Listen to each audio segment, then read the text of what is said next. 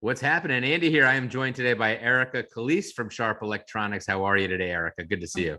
I'm great. Great to see you. Really good. And you are in, I'm guessing, Montvale, New Jersey. Where are you at headquarters today? I am in Montvale, New Jersey, headquarters of Sharp Electronics. I am sitting in Bob Medeo's office, so I'm featuring his family today. These are not my children, but it's always good to have a couple extras. Yeah, it seems very quiet there today at Sharp. You noticed when you just did your little walk around before we started recording, and so you're pretty much the only one there. Where they left you? Where did everybody go this week? They abandoned me. Management team went to some fancy place in Puerto Vallarta with our elite dealer crew. It looks like an amazing facility, but somebody's got to not drink margaritas or tequila or something, and instead do some pricing contracts and get some business. Yeah, well, when my parents went away, there was always an opportunity to have a party at the house. So, I'm not going to say you should have a party there at Montvale, but, Wegmans, I know, is right across the street. Our local hometown Rochester Wegmans, greatest grocery store ever. We're not here to talk about Wegmans today. We are here to talk about some recognition that you received, not once, but twice. Second year in a row, you were recognized by a very reputable company. CRN every year does a Woman of the Channel Awards, and you won it last year. You won it this year. Tell us about that award. Tell us what was it about Erica Calise that got that award? Why are you in their crosshairs? I guess years of working at Sharp and doing a good job. And it's interesting, the last probably 5 years since I've been with Sharp over 30 years, 31 years. I hit. And how's that possible? I know it's an amazing thing. I tried to joke a long time ago about how I was in the middle school program, but eventually I'm gonna have to say I was in like the high school program, because people are gonna be like, yeah, right.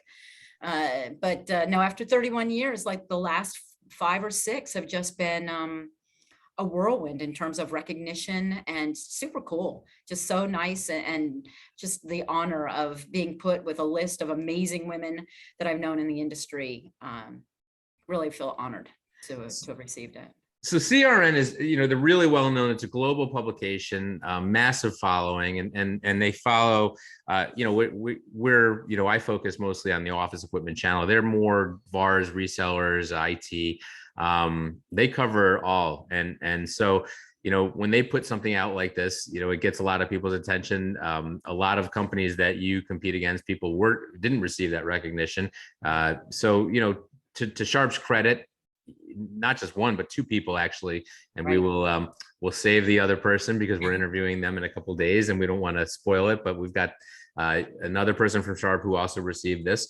I think it says a lot about Sharp. I think it says a lot about, just a little bit of diversity in a world where, maybe there are a lot more people who look like me than you, I would say, right? So it's nice to see that, Sharp does have a bit of a, more diverse staff than some of the others in many cases, and that, you're being not just filling positions, but with useful people that are obviously being, well received and receiving this recognition from, from outside, from people who are sitting back saying, this person, we know them and we're watching them and they do a great job. And, it's always an honor. I've received some recognition from my peers in the past, and it's just, having someone else say that you're doing a good job is nice. It feels good.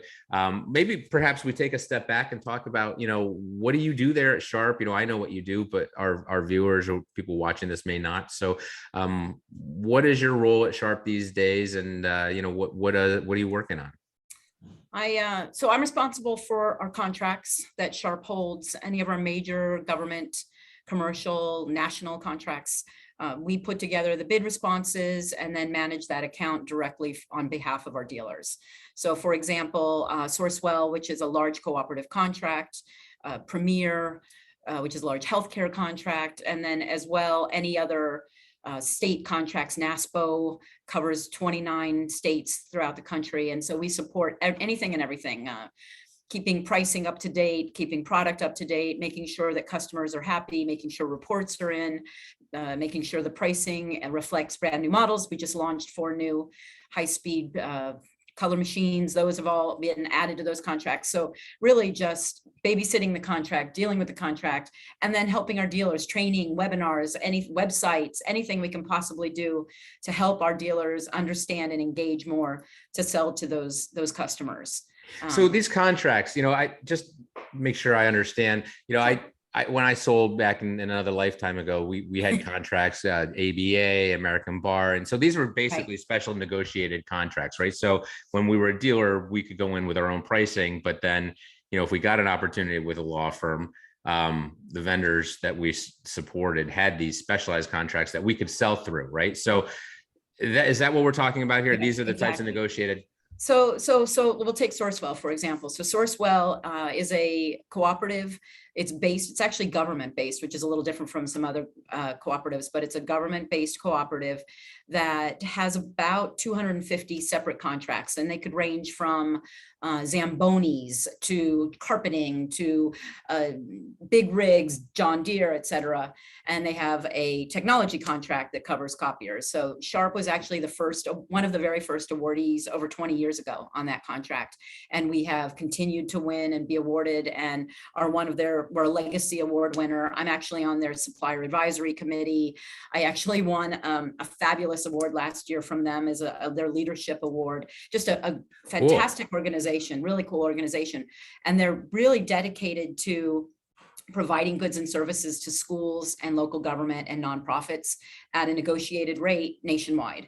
And it's been a very successful contract for us, as well as our dealers. We've had huge deals that we've done, as well as onesie twosie deals with local churches, for example. So that was a big one, I remember. Because these onesies and twosies, it's hard for them, not hard, but they're price disadvantaged, right? When you buy 10 machines, and just as anything in life, right? When you buy at Costco, you get it cheaper than when you buy per ounce, per item, whatever, than you get when you buy it at the grocery store, because you're buying more, right? So they're kind of taking that contract as buying in bulk and allowing them to get a more a better price. Right. Exactly. So, and that's really the idea, is you've got national pricing for a one machine deal. And it's not just, what is it on? It's not just printers, obviously, right? What is it? It's all of our it's our full MFP line, and A4, A3, as well as display. So, so display. So the Aquas boards and exactly, Aquas board, the 4T 24/7 televisions. And we're actually working right now, we're not through it, but we're working on a project right now to get our NEC product over as well. Well, that's another area that, and so that's kind of pouring into your world now too. That's a whole nother, a whole nother company. That's a big, that was so just to back up for our viewers, right? So Sharp, I guess you acquired them. It was last year, wasn't it? 2021 you closed on that. So that was the official, Okay, so Mike Marusik, your president and CEO, he is now running that as well. That's folded under him. Yep. And now, so you guys, I know marketing, Bob is now taking over some of the marketing for that, and now you're obviously getting to negotiate a whole bunch more contracts, right? Exactly. It falls into our world. So we're working with them to get some of our product, or we're trying not to call it us and you, but it still kind of feels that way because of the branding. But we're working to have some of Sharp's product put onto their contracts and vice versa. So it's we're not in negotiations, but in discussions on how to do it most easily. Cool. And we actually to even go a step further, we have another contract, which is another educational type contract where we've been awarded Dynabook. So we also have that. I was going to ask, is Dynabook folded in that as well? So Sharp over the years, when we sit here and just talk about it like this, you've added laptops and computers and IT. You've added, you just added quite a few pieces to this. The NEC display. One of the major companies in the display world. We'll have some news out this afternoon about how Sharp actually just acquired the rest of, I'm going to forget, is it a glass company? Something to do with displays in Japan. I think they bought a company, they announced it this morning on the Nikkei. So just, you guys haven't sat still. The company Foxconn has got you guys moving in all directions, and they seem to be folding more and more underneath that Sharp brand. Well, I think, and it really resonates with Mike Marusik's messaging as far as diversification, and don't just rely on, don't rest on your laurels with just your copier in the corner. Think about how to become sticky and work with your customers. And you've got all this breadth of product, take advantage of it and go in with the sharp message. So, and that's what we're trying to do as well, right? With our contracts, is have a sales rep that's working within a dealership. He or she has the opportunity to walk in and talk about the sharp message and their whole office, and how do we integrate everything and provide that to you, soup to nuts. So it's fun, it's a cool concept, and it's more challenging, obviously, because it's more product and it's a lot more work. But at the same time, that you've got a copier sitting in the corner that's not going to renew for another 3 years, it's another conversation. Well, that's the name of the game, right? Because when you walk, you don't want to walk out of there empty-handed. Right. There should always be a follow-up question. What are you doing for signage? What are you doing for print management? What are you doing for water systems? Anything that you can ask about that you see, right? A good salesperson is going to try to sell something, even though the lease might not be up for another 24 months. Right. You must go to a ton of shows, right? I know you've been to a few. What have you been to over the last couple of weeks? Yeah. So two interesting kind of different events, I guess, that I attended in the last couple of weeks. So 3 weeks ago, I attended Sourcewell's H2O conference, which is really an interesting concept. What they do is they bring in their top contract holders for roundtables and discussions. So you're literally sitting across from, and at times, your competitor. And it was funny. I met a woman from Konica Minolta that I've seen the name for years, and she had seen mine, and she was like, "Oh my God, you're a legend." And I started cracking up. I was like, "That's very sweet of you, but no, I just work at Sharp." And but we had a great conversation and great dialogue, and you're comparing notes, literally, with sometimes your competition, but also your counterpart from John Deere, or like I said, all these other Staples, CDWG, a lot of other companies that we could work hand in hand with, or work in sometimes against, but you're exchanging ideas of how to engage and work with customers. So super cool. That was 3 days up in Nowheresville, Minnesota, Brainerd, Minnesota, if you've ever heard of it. And I have gone for the last number of years. I've never caught a fish. And so last year, by the way, as an aside, Bob Medeo went with me. I have, mind you, never caught a fish. Last year, Bob Medeo went with me. He caught the biggest fish and got this award trophy for it. I was like, son of a gun. So this year I said, I do not want to fish. I want to do something else. So they had a brewery tour, and I was like, I'm in. This sounds great. I'm doing this. And I RSVP'd. I said, I'm going to do this. And then I got an email back saying, yeah, I can't wait to see how you throw an axe. And I was like, what? That wasn't part of the deal. So we did axe throwing, which I will send you the picture. I like that far from the center. It was so very nice. I can't wait. It was a moment. And then, so that was a couple of weeks ago. And then actually this past week, I was in DC for our premier breakthroughs meeting, which is more of a traditional trade show and an opportunity for hospital buyers and clinical care to come together to talk about best practices and then meet with vendors.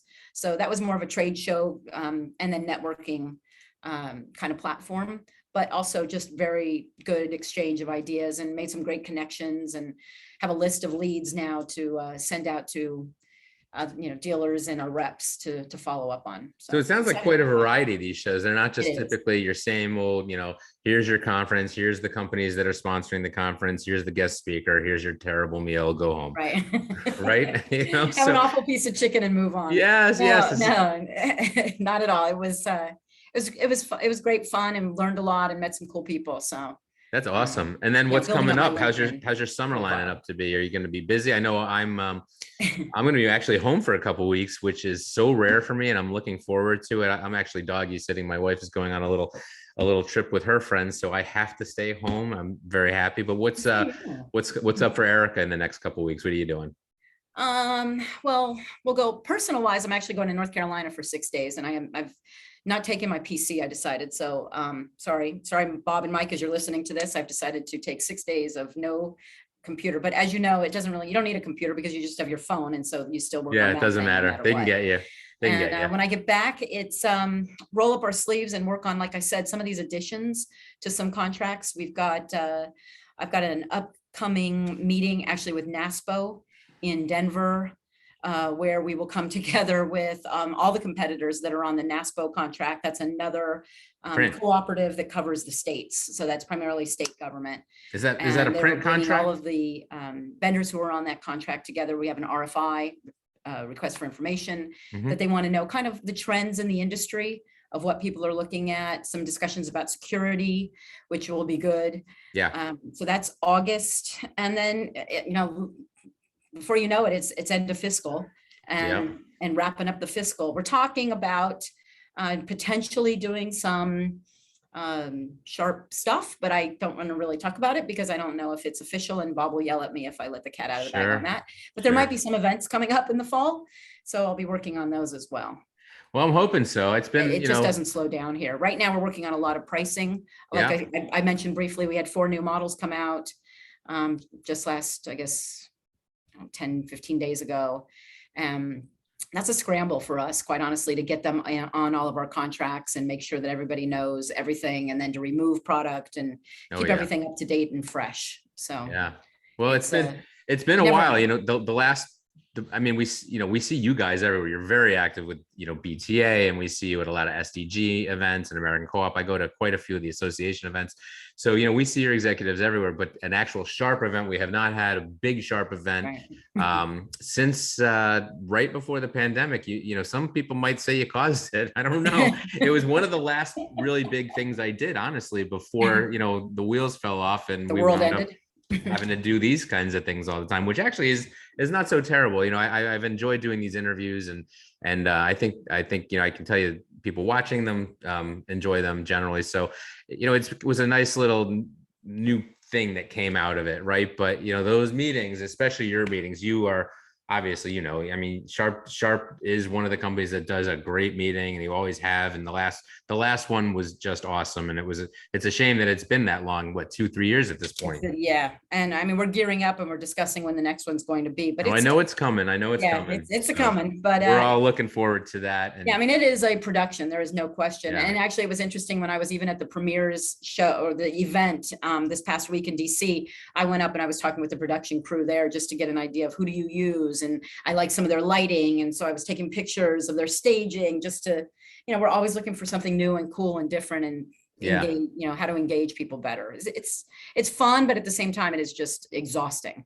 Yeah. Oh, I imagine, but I think you're due. So I look forward to the planning. I look forward to the show once you guys put it together, and hopefully it won't be Vegas, but it might be Vegas. Who knows? The amazing thing in all of this is in the last 3 years, I've only been to Las Vegas one time, and I was going, 4 or 5 times a year, right? At least.